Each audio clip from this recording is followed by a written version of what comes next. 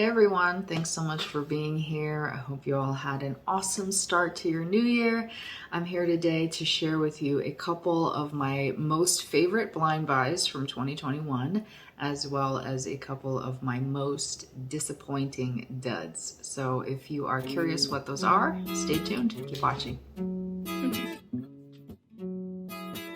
Before I start, I do want to go ahead and say that none of these purchases were new releases from 2021. These are all old releases that I'm just discovering as I'm going through my scent journey.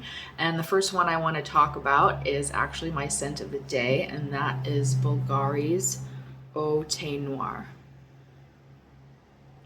The nose behind this fragrance is Jacques Cavalier. This is part of their whole tea line, and this is black tea. I guess you could say this is a rose oud combo. That's mostly how it presents itself to me. A black tea and leather tobacco rose oud scent. This is a rose oud combo I can really get behind because there is absolutely no hint of sweetness in here at all. I can see that it can be polarizing. My husband really does not enjoy this one. I think it's a little bit too smoky for him, but that black tea aroma is just so intoxicating to me. It is an eau de cologne, so it wears pretty lightly. It doesn't project very much. It's kind of your own scent bubble, your own kind of atmosphere sort of fragrance, but the rose and the tobacco and leather together just give it such a sophisticated, elegant feeling. It's quite a somber, serious fragrance.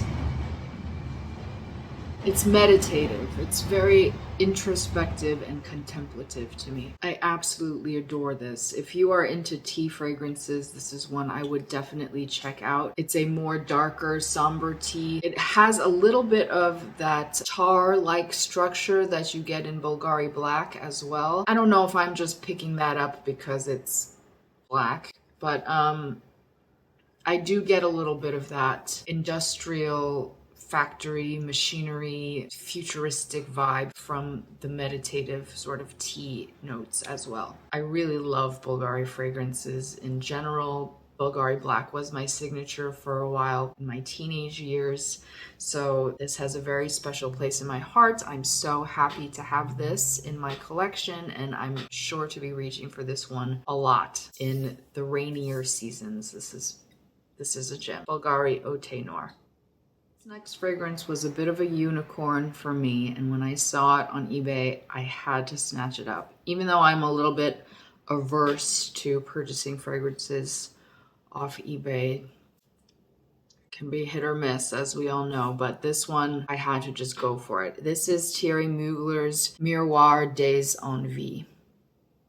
I hope I'm saying that right. Obviously, this is from their Mirror collection, and this one caught my attention because it has a bread note. And the notes on Fragrantica only say jasmine. With a little digging on base notes and elsewhere, I found that the official notes are toasted bread, sun-kissed skin or warm skin, one of the two, and jasmine. And it is absolutely mind-blowing. It's such a unique fragrance. I've mentioned before that while I don't love sweet gourmands, it's a rare sweet gourmand that I love. I adore notes of bread and rice, anything carby. I love a carby note, not too sweet, and that's exactly what this is. It opens up with this beautiful, just like incredible, it's hard to describe, like warm cornbread, bread fresh from the oven, steamy carbs. It's so intoxicating. And having it blended with that skin accord, it really feels like warm skin. I've seen it described as sitting in a garden on a summer day with your warm toast and the sun is hitting your skin, you're warm. I've never smelled anything like this. I see it compared to Serge Lutens' Jus de Peau. I haven't tested that one, so I can't speak to that, but I personally have never smelled anything like this, and it is amazing. The way it dries down on the skin, too, it starts to radiate this indescribable, bready warmth with that hint of that Mugler jasmine. Oh my god, it's so good. This is gonna sound weird, but it kind of smells like kitten paws. or like puppy paws. In a good way though, you know what I mean? Anyway, needless to say, it's a stunner to me. I'm so overjoyed to have this. Miroir des Envies. Okay, this next one I've talked about already, and I only hauled it maybe 2 months ago, thereabouts, maybe in November, and it has quickly shot up to one of my maybe top 10 fragrances of all time. As of right now, I think maybe it is. And that is Cabochard by Gres. I won't go too much into detail here because I've talked about it a little bit before, but it is a powerhouse leather chypre fragrance in the same family as Aromatics Elixir, but I find this much more sensual and elegant. It's definitely a large, loud fragrance, but really, really sexy to me. If there was ever a boss fragrance, I think this is it. Intoxicating. I have to stop saying that word in this video, but I guess these are why these are my favorite blind buys. They are all so intoxicating to me. It's leather, it's tobacco, it's patchouli, it's aromatic, it's so smooth, it's extremely affordable. I can't say enough about this fragrance. That's it. Cabochard by Gres, absolutely in my top fragrances of all time now. I'm in love. This one I don't actually have a bottle to show you as it's part of my collection in New York, so I'll pop a photo up here on the screen, and that is Palo Santo by Carner, Barcelona. And this was a really interesting one for me because when I initially purchased it, I had it sent here. I was really interested in this fragrance, A, because I love Palo Santo and the notes included rum and milk and tonka beans, and I love that category fragrance, lactonic woody fragrances, so I was really excited about this particular fragrance. And when it arrived here, I actually really had a pretty strong aversion to it. A, because it smells nothing like Palo Santo at all. I'm still not really sure why they chose to name it that. I work with Palo Santo a lot, just burning it, and also in some fragrances that I blend myself. So I was disappointed by that aspect of it. And there was just something about the way that it would settle on the skin that gave it a really musty, almost molded box kind of scent. I don't know, it was something about how those notes blended on the skin, and I was so close to decluttering it. But as I've mentioned before, I like to test my fragrances out on both coasts because they are so different based on where I am. I'm sure that's true of a lot of fragrances. I don't know if it's because the humidity levels, the dryness, weather, all those factors I'm sure play a part, and what my skin pH is doing in each location. But anyway, long story short, I decided I would test it out in New York before I decided to get rid of it altogether. And lo and behold, it smelled totally different. When I wore it in New York, it was this really enveloping, just exactly the kind of lactonic woody vibe I was looking for. Smooth, slightly sweet, the coziest, most comforting wintertime wood fluffy fragrance. And so I decided to just have it in my collection there, and it turned into such a great surprise. I'm so glad that it did. I'm so glad I get to keep that in my collection. Next fragrance was a surprise to me how much I actually wound up adoring it. I've been in a phase prior to this last year, really just into more earthy notes, ouds to an extent, and darker fragrances. And this one really caught me by surprise, and that is Cartier Baiser Vole? Baiser Vole?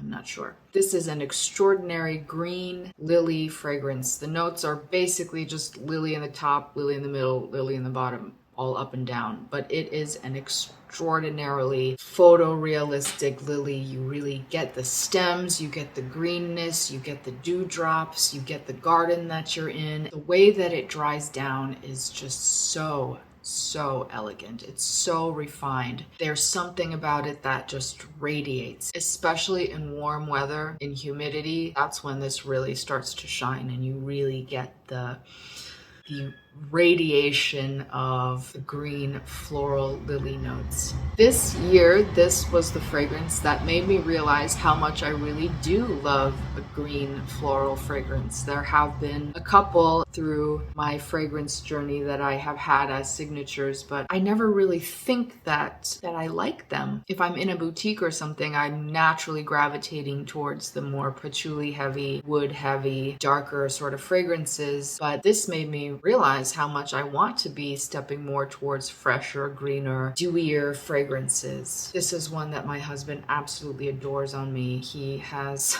seen me through so many phases of my fragrance predilections, and he rarely comments on my fragrances anymore because I'm always doused in something. But this is one that he actually, every time I wear it, comments on, asks what I'm wearing, absolutely adores it. And on top of that, I love this packaging. It's like a cool little lighter Zippo type of feel. I love that satisfying click. I love how the fragrance is on the atomizer. It's just so elegantly done. Makes me feel way more put together of a human being than I am. Whenever I want to feel competent, this feels like what I'm reaching for. I absolutely fell in love with this. And on top of that, this whole genre of fragrance, I have had a resurgence of my love for a green floral. So Cartier, Baiser Vole or Baiser Vole, awesome. Now, the unsatisfying task of reporting some of my blind buy fails from this last year. I'll try to zip through these a little bit quickly and I'll pop photos up on the screen. It's always such a downer to have to talk about your failures, but this is inevitable. I never recommend blind buying to anyone, but I also know that it's something that I love to do because it's that rush of like, will it work? Won't it work? I love the whole experience of unwrapping it and sniffing for the first time. It's fun. Anyway, that said, there's bound to be some failures. My most recent failure was SJP Stash. I was really excited about finally testing this one out. I know that it's well beloved in the fragrance community. She wanted the concept behind it to be a melding of something like Comme des Garçons Avignon with Bonnie Bell Skin Musk, both fragrances that I absolutely adore. And I could see that conceptually that's what was going on. Just something on my skin became a sour, almost rancid kind of odor. I mean, I will give it kudos for its projection and sillage and longevity because that thing was not washing off. And I finally understood what people say when they say sandalwood smells like a dill pickle. I had never experienced that, and now I regret having that experience because I kind of can't unsmell it even in other sandalwood fragrances that I'm testing out and trying now. So that's a bummer. But yeah, that was my most recent. Bought it. It had to go. The next one was also a bit of a tragedy. It was Shalimar Souffle de Lumière. I have and own both the other Souffle fragrances, the regular Souffle de Parfum and the Souffle Intense. The latter of which is one that feels really like my personality. It has a vanilla in there that's reminiscent to me of the vanilla that's in Chanel Allure, which is another one of my favorite fragrances and one of my past signatures. So I thought, well, I can't go wrong with the Lumière, but the citrus in the Lumière was kitty litter on my skin. Smelled divine from the bottle, but that one sadly also had to go. The next one was also a disappointment for me too. I was looking for something of an easy reach fragrance. I love Iris. The reviews I read, I felt like I couldn't go wrong, and that is Prada Infusion d'Iris. I don't know what went wrong. I really love Prada fragrances generally too. I love their DNA. I love the work of Daniela Rocher? Daniela Andrier? Rocher. There was just something synthetic in the notes, something piercing and stabby in the third eye about it. I tried it even just as a linen spray, just as a room spray. I loved the idea of it, but for whatever reason, it just didn't work. So I'm still on the lookout, still looking for that perfect everyday Iris If you know of one, please recommend me in the comments what your favorite one is. So yeah, that was also sadly a disappointment. And the last one was a fail, but no big whoop. I got it for $13 on Mercari. I just wanted to know what the hype was all about, and that was Sophia by Sofia Vergara. Lovely fragrance, not my taste. Way too sweet. Well blended, well done, just not for me. That's really all there was to that one. So yeah, that's it. Those are my best and worst blind buys of 2021. Let me know what yours were. I'm always so curious what the blind buy journey is like for everyone else. Do you love to do it? Do you try to avoid it at all costs? Let me know, and I will see you in the next video. Bye.